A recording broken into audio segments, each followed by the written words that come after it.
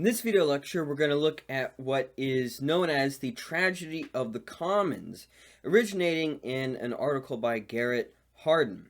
This is a famous problem of humanity linked to something like the prisoner's dilemma, which attempts to explain why it is that the commons has to be enclosed.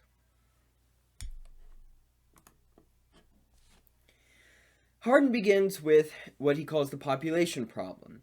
The population problem is that, well, human beings keep exponentially growing, and of course that leads to problems like resources, pollution, and other things like that on the planet Earth. And so how do we address then the population problem, or we might want to say overpopulation, and all those consequences that come from it? Well, he says the popular opinion is that the population problem has only a technical solution. We find some way where we can use machines to grow more food or to eliminate waste or other things like that, right? Runarounds, basically, that don't have to threaten our behavior as it exists.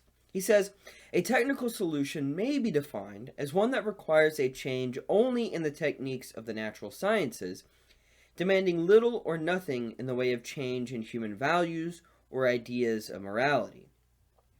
So he thinks that technical solutions are the most desired solution because they don't actually have to cause us to question the way we live.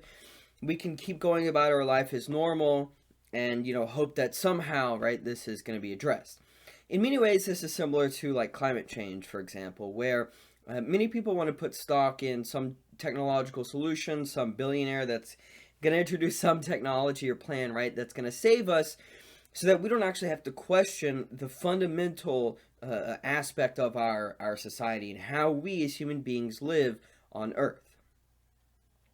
Hardin's thesis, though, is that technological innovations cannot solve the population problem, that the population problem is a morality problem. He says, it is fair to say that most people who anguish over the population problem are trying to find a way to avoid the evils of overpopulation without relinquishing any of the privileges they now enjoy. They think that farming the seas or developing new strains of wheat will solve the problem technologically. So let's see why the technical solution is wrong and why it is a moral problem. What should we maximize? Should we maximize population? Is that a good which we should pursue? Hardin is going to argue no, and we have here in a logical form his argument of why. So his first premise is that to avoid increasing human misery, so all the things that result from overpopulation with perhaps food scarcity or overfishing, for example, which is a serious problem, pollution, other things like that, we should assume the world available to humans is finite. And that is a pretty good assumption. There's no evidence that the Earth is infinite in its resources.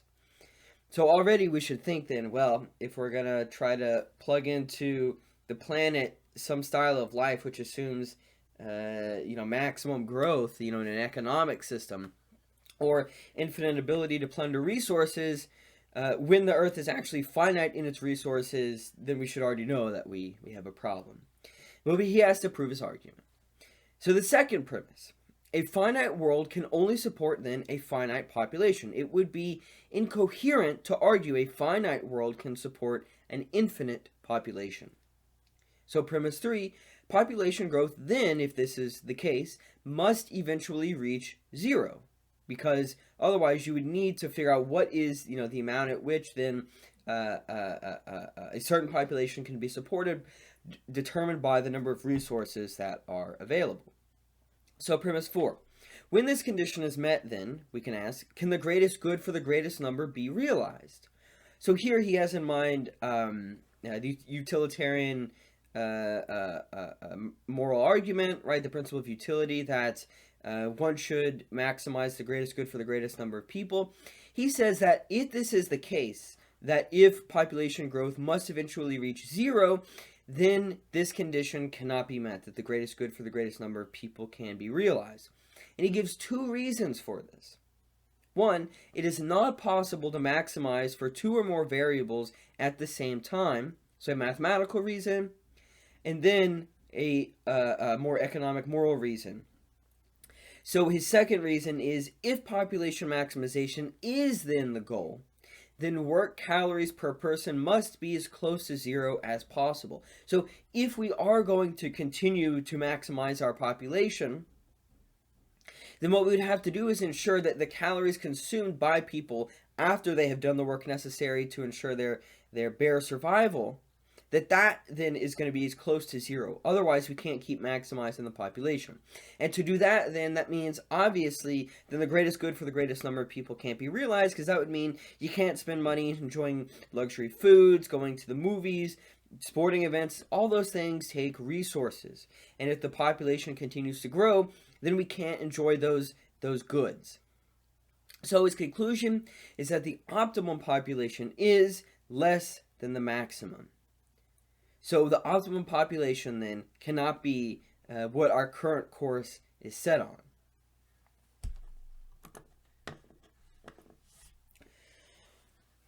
So if we want to maximize the good, then, if we want to figure out, okay, what are the best conditions for humanity to survive, given that we can't have a maximum population growth, right? So we would want to know, what is the good we should pursue, and then figure out, okay, what is the level of population that is able to achieve that good? The first question we have to ask is, what is the good? Many people find many different things to be the good, meaning they find those to be many different things worth pursuing or worth realizing, or what makes a human being a good human being. So he says, to one person it is wilderness, to another it is ski lodges for thousands. To one, it is estuaries to nourish ducks for hunters to shoot. To another, it's factory land. And if we want to look at philosophy, we have different definitions of the good. Perhaps it is pleasure, a utilitarian argument. Perhaps the good is a life well lived, right? Flourishing in an Aristotelian sense. There are many different arguments. And the fact that we have so many different goods, it seems then that because there are many different types, they're incommensurable, that we can't actually weight them out and determine, okay, which one is more valuable than another. But what Hardin says is that there is one criterion historically that has been used to measure goods, that goods can actually be commensurable if you put them in a context where there is one determining factor in weighting criteria. And the traditional criterion of weighting is survival. Whether we pursue a good is whether we can survive doing so. And we can look at populations where they might abandon certain practices because, well, it was unable to keep them alive. I mean, look at the Easter Island, for example, where they cut down all the trees, their civilization then couldn't sustain itself, and they died out.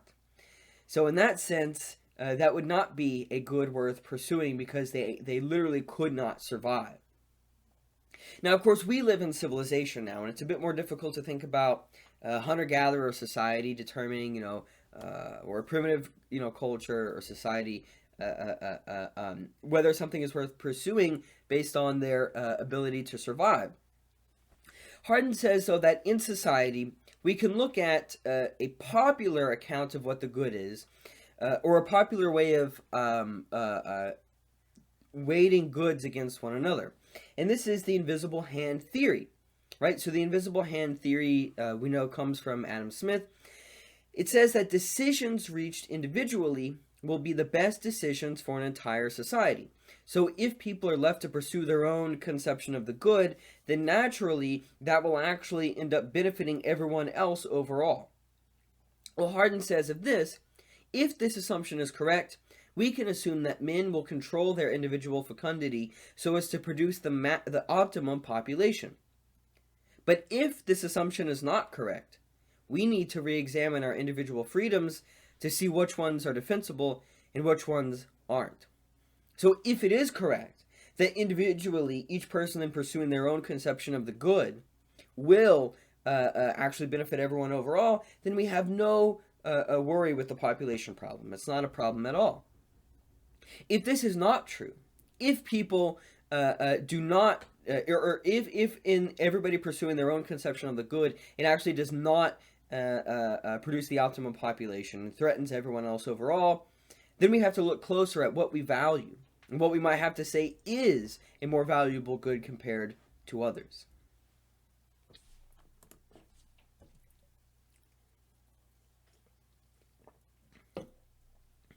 So Hardin does just this, and he comes up with an argument that says that the invisible hand theory is wrong. This is known as the tragedy of the commons. So he begins by describing the situation of the commons, and he says, picture a pasture open to all. It is to be expected that each herdsman will try to keep as many cattle as possible on the commons, right? Because they're going to make or they're going to grow more wool, or they're with cattle going to have more access to milk or more access to beef, right? They can make more money. So such an arrangement, he says, may work reasonably satisfactorily for centuries because tribal wars, poaching, and disease keep the numbers of both man and beast well below the carrying capacity of the land. Finally, however, comes the day of reckoning, that is, the day when the long-desired goal of social stability becomes a reality. At this point, the inherent logic of the commons remorselessly generates tragedy. At one point, when society stabilizes itself, civilization arises, and the population grows, no longer then can each herdsman be free to have as many cattle as possible in the commons. So we have here in the commons that each herdsman seeks to maximize their gain. Each one wants to add more and more cattle or sheep to the commons to obviously get more of a reward. Right? The more cattle you have, the more money you can make. In so doing, there is one negative and one positive component. The positive component is that each cow or sheep added or whatever, right, that there are additional proceeds from each animal introduced. We can say +1 for all the herdsmen owning that animal. The negative component is that there's an additional overgrazing added by one animal introduced. So what happens then is that individual introducing the new animal to the commons, they gain from that while everyone else ultimately loses. Now, of course, each herdsman then concludes it's only rational to keep adding more animals to the herd, because when they add more animals, they gain, other people lose. But here's the tragedy. What that means is because it's rational for each person to pursue that, eventually, that means each herdsman is locked into a system that compels them to increase their herd without limit in a world that is limited. It is rational for each herdsman to add more and more animals to the commons. Eventually you have overgrazing, and it doesn't support any of the animals anymore when the land is ruined. He says, ruin is the destination towards which all men rush, each pursuing his own best interest in a society that believes in the freedom of the commons.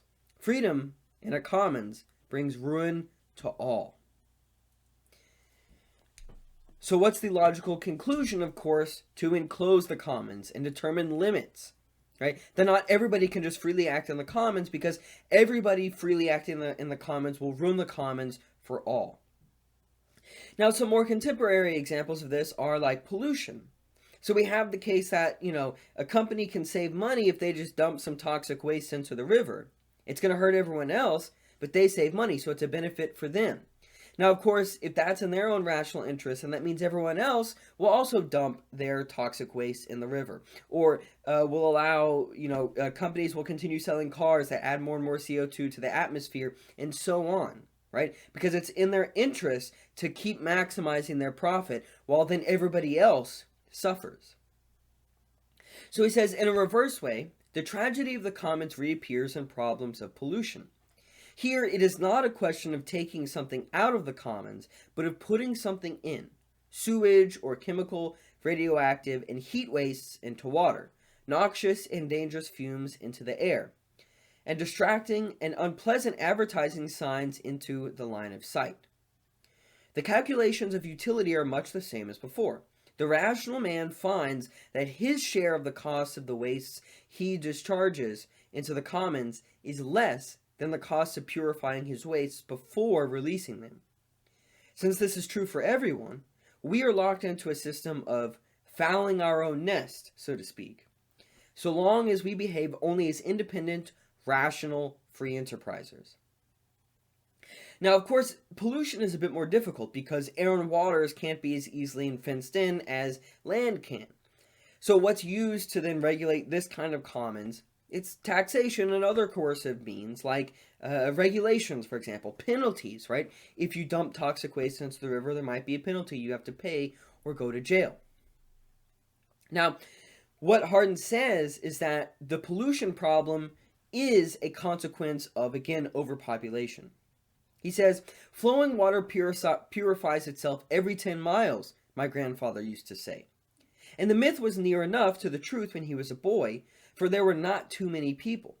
But as population became denser, the natural, chemical, and biological recycling processes became overloaded, calling for a redefinition of property rights.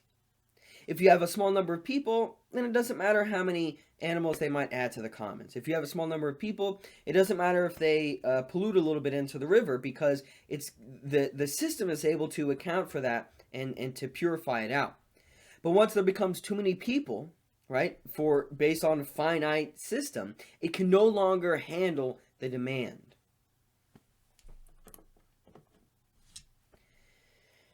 Now, there is a big problem that in Western society for Hardin, we have a certain individualist conception of freedom, and it's specifically this concept of a freedom to breed, as he puts it, and that this is entrenched with the idea that everyone is born with an equal right then to the commons. And what this does is it locks the world into a tragic course of action. And he references the United Nations Universal Declaration of Human Rights. In this, it describes the family as the natural and fundamental unit of society. So from this, then, it follows that any choice and decision with regard to the size of the family must irrevocably rest with the family itself and cannot be made by anyone else. So Hardin says, look, we have this case where there's a certain conception of freedom that says, well, every family has the right to do whatever they want. But if this is the case, then every family is going to pursue having kids and growing their family, continuing the population problem. Now, how might we address this? Can we just appeal to conscience, right? To try and convince people, hey, look, this is a really bad thing. We have to limit our population size. You shouldn't have, large families. Would that work at averting this problem? Hardin says no. He says the argument is straightforward and Darwinian as to why. People vary, and so confronted with appeals to limit breeding, some people will undoubtedly respond to the plea more than others. Some people will say, yes, you know what? It is going to be bad. Overpopulation will result. We have to limit the amount of kids we're having. Other people aren't going to limit the amount of kids they're having. And then those kids are going to grow up in a certain context that says it's okay to have more kids, while those who said we should limit the number of kids we're having, well, they're not going to have many kids. And so that certain sentiment that is going to die out, basically. So what happens is those who have more children will produce a larger fraction of the next generation than those with more susceptible consciences. The difference will be accentuated generation by generation, he says.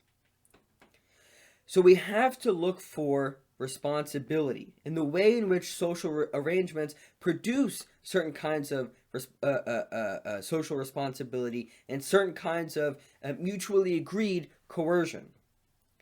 So he says the only kind of coercion I recommend is mutual coercion, mutually agreed upon by the majority of the people affected. So he doesn't want some kind of, big brother government coming in and putting people in jail for having kids when it's, everybody doesn't want to do that.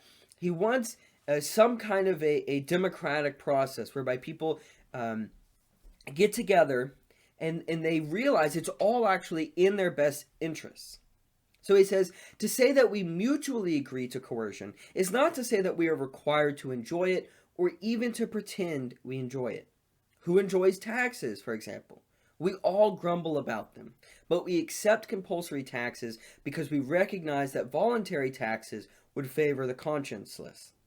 We institute and grumblingly support taxes and other coercive devices to escape the horror of the commons.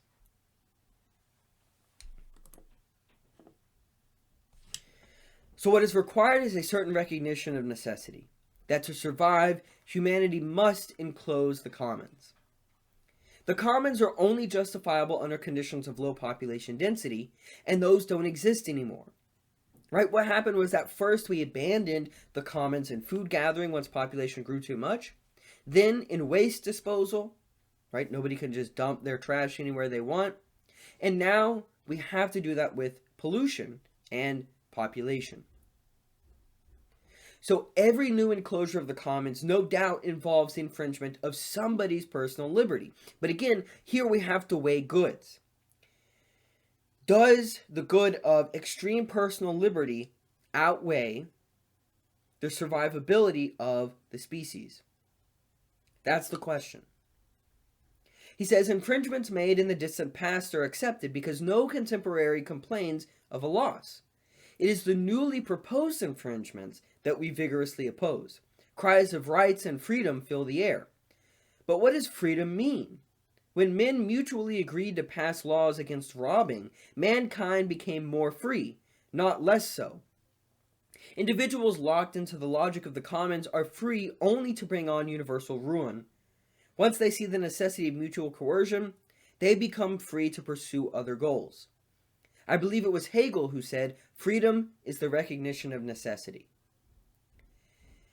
In the commons, when there is extreme population, nobody is free because nobody can pursue goods worth pursuing because there are just not enough resources available for everyone to survive and live a good life.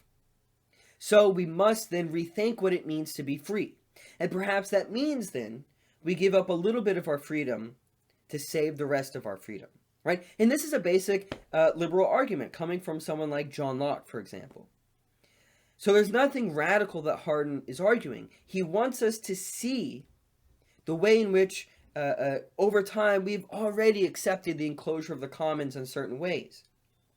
And he wants us to see the ways in which we can't just rely on technology to save us from problems, but that we have to rethink the way we live our lives. We have to rethink the way we organize our society.